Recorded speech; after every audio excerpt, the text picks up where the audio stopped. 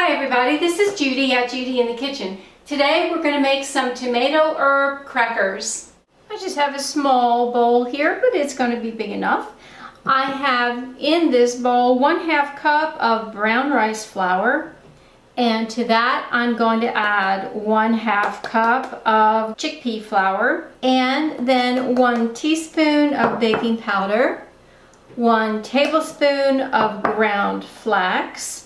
And in this little bowl, I have 1/2 teaspoon of pink Himalayan sea salt, 1/4 teaspoon of garlic powder, and 1/2 teaspoon of onion powder.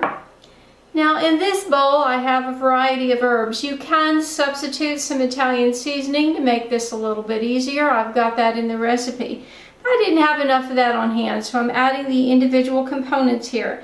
I have 1/2 teaspoon of dried basil leaves, 1/2 teaspoon of dried rosemary, 1/4 teaspoon of dried oregano, and 1 teaspoon of dried parsley.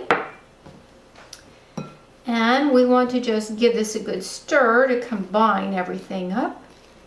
Now we're going to add 3 tablespoons of tomato paste. If you want to use a whole can, you can just double the recipe and then just use a whole 6-ounce can of tomato paste, and that would save you from having leftover.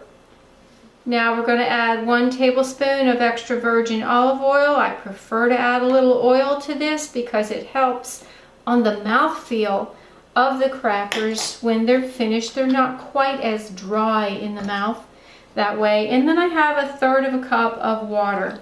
Now, the liquid to dry ingredients may or may not need to be adjusted a little bit. When you finish mixing this up, if you find that it's a little dry, doesn't bind together very well, then you add a little bit more water by the tablespoon at a time. If it's too moist, then you can just add a little bit more of the flour. Either one will work. So you just want to mix this up really well. I want you to see the texture here. This dough sticks together really well, yet it's not too liquidy. This is exactly what we're striving for, okay? Now I'm going to change the setup here and get ready to roll this out.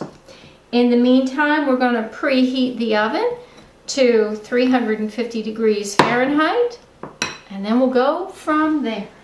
All right, now we're ready to transfer this dough onto whatever it's going to bake on. This is a silicone mat. You can use the silicone or you can use parchment paper.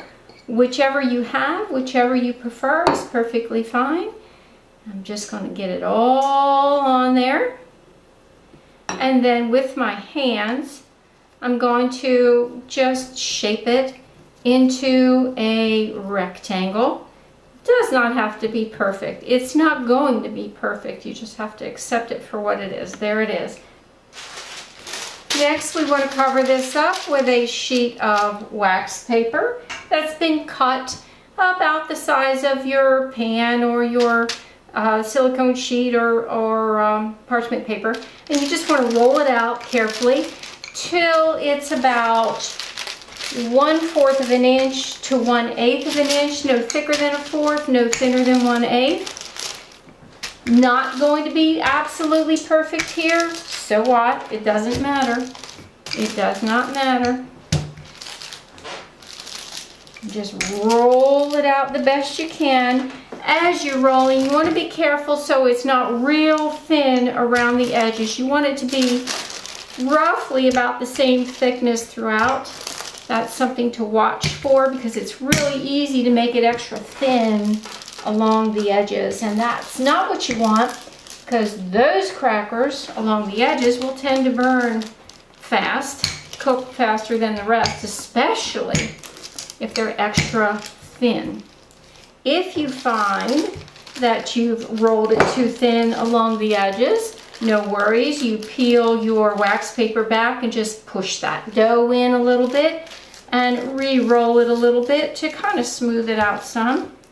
And all I'm doing now is just kind of feeling this to see if there's any high spots, low spots, We want it to be roughly the same thickness throughout.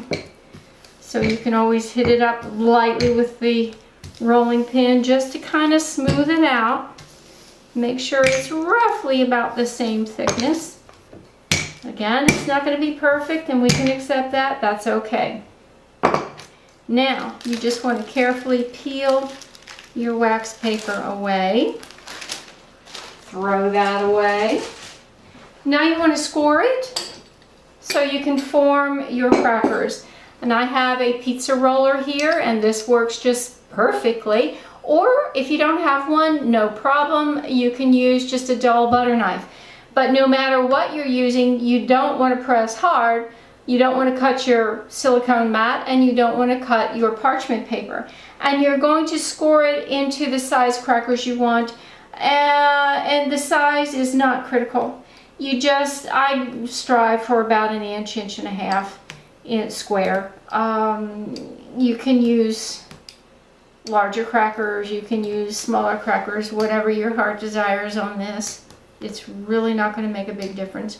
And no, they will not be absolutely perfectly cut. And who cares? It does not matter. There we go. That's all there is to it. Now we just want to transfer that to my baking sheet. And I'm just going to slide it right on over. And it's ready to go in the oven, in the middle of the oven. Now the important thing here is don't just set your timer for the full amount and walk away. Set it for smaller, shorter increments because the crackers around the edge are going to bake a lot faster than the ones that are in the middle of the tray. And these will brown. And if you just wait till the whole time is done, these may be on the burnt side and you don't want that. So I'm going to start monitoring it at about 10 minutes into it, and then as they brown I will take them out and remove those ones along the edges that are browned and return the rest back to the oven until they're all baked. And I'll show you this process along the way.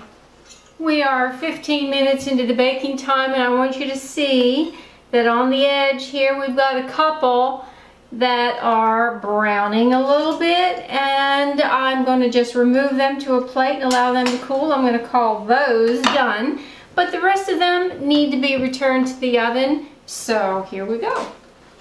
We're another 5 minutes into this and some more along the edges need to be removed because they are finished baking, but the ones in the middle are not there yet. So we're going to leave them be. I'm just kind of tapping them. Sometimes I'll lift them up to tell, and I can tell by feeling them that these are not dry yet on the inside.